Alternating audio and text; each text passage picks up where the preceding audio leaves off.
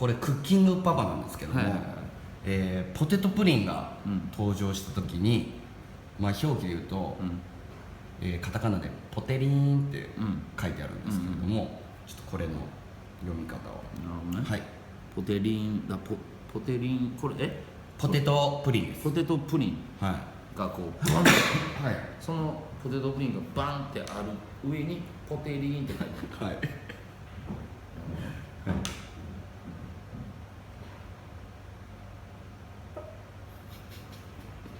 ポテリン